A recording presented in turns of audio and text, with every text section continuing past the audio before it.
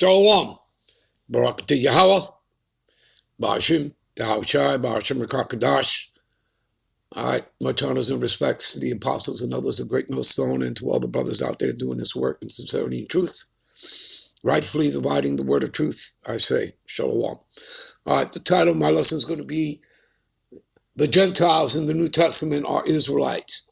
Okay. And I figure I use this video that I just happened to come upon.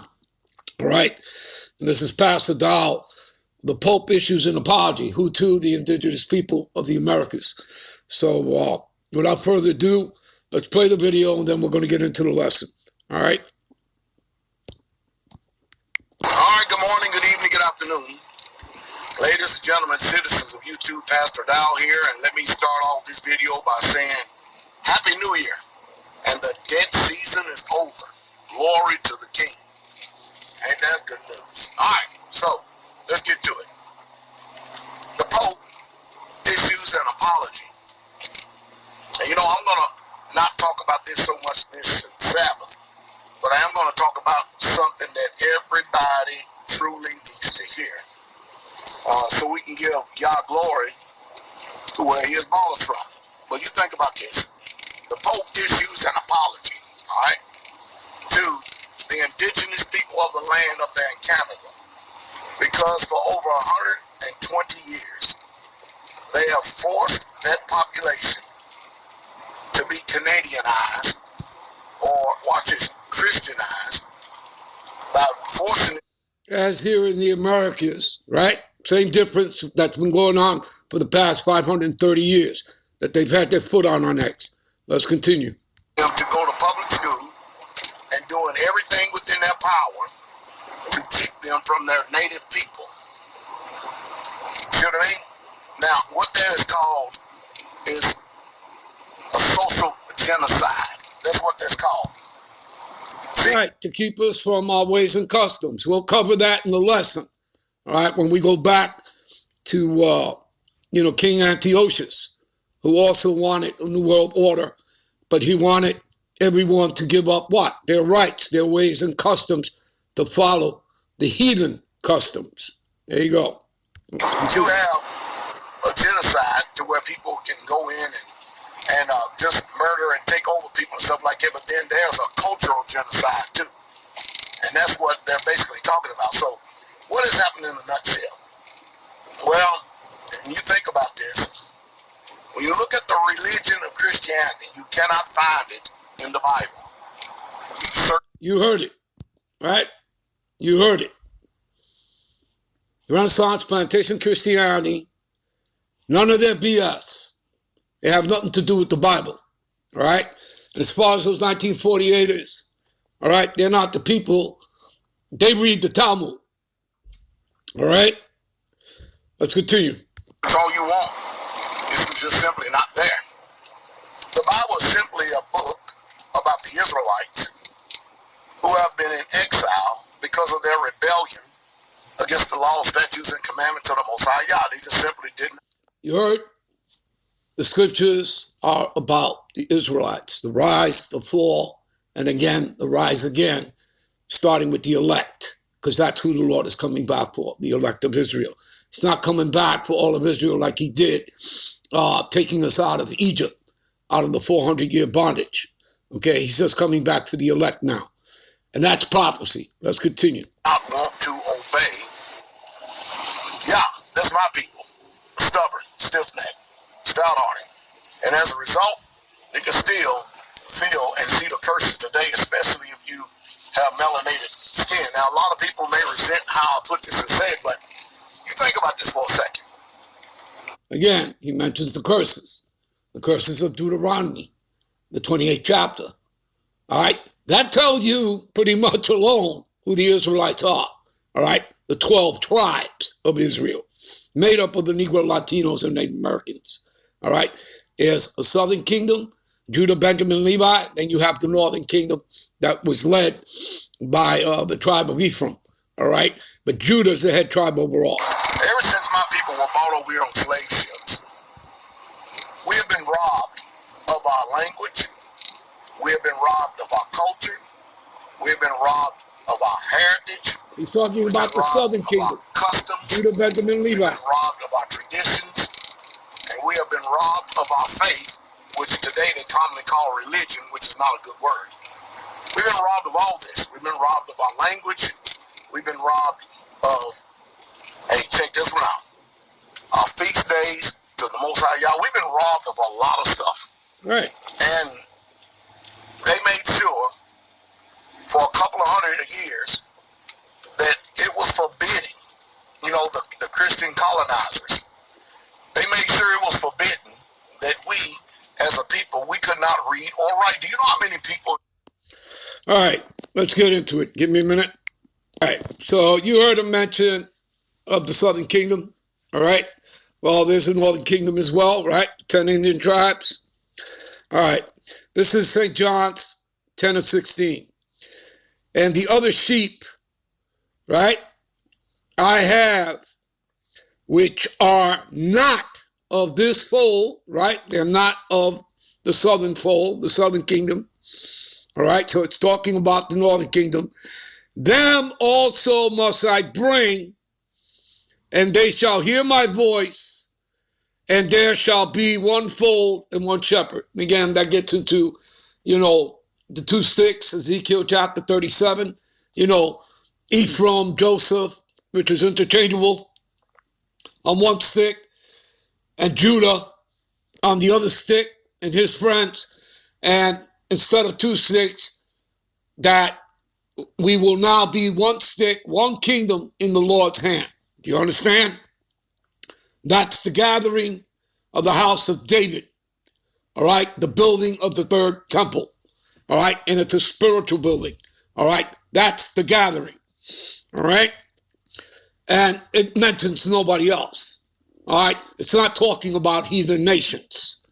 Okay, they're not a part of it. You understand? All right, let's continue here. Let me jump to, Second Ezra, all right, the 13th chapter. Give me a minute. Now, prior to reading this, you should go read, 2 Kings chapter 17, all right, and then come read this, all right.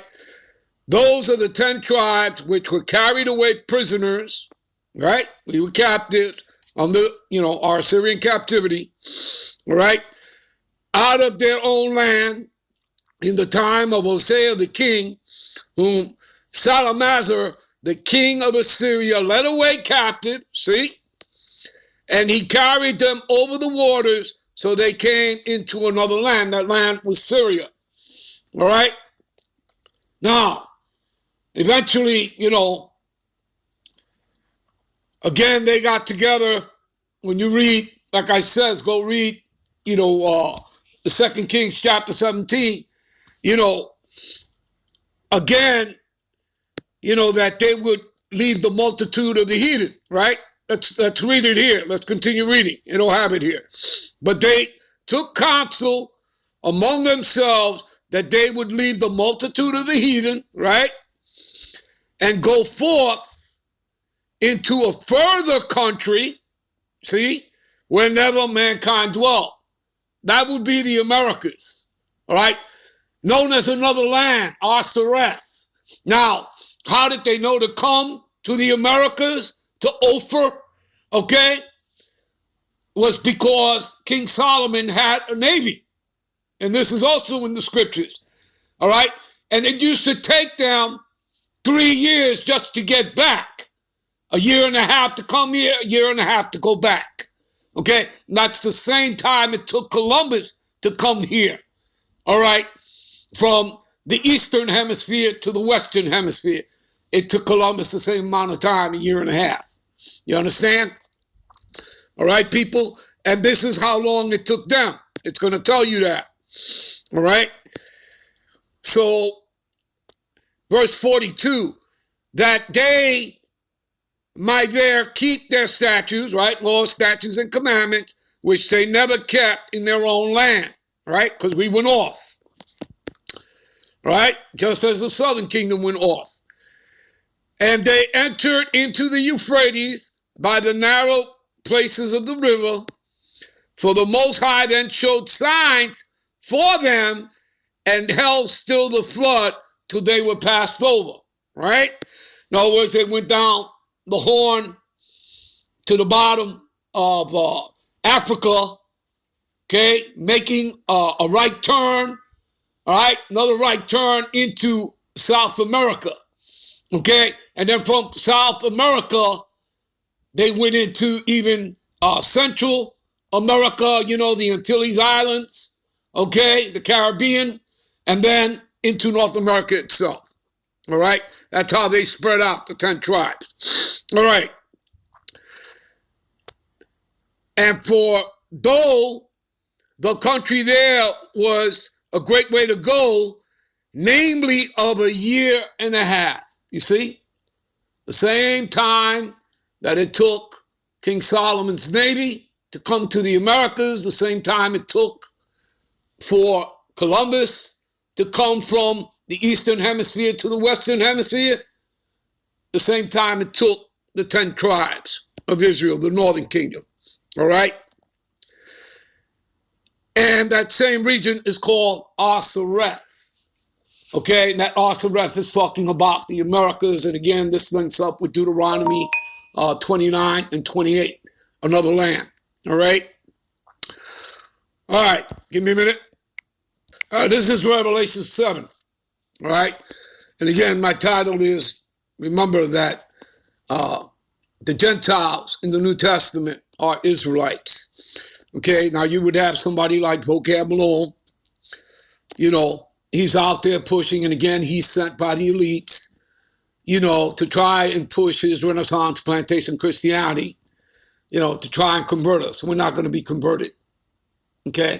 As, you know, you read in the scriptures, you know, we shall not be plucked from the hands of the Most High, all right? Nobody's going to pluck us up, all right? Not the elect, all right?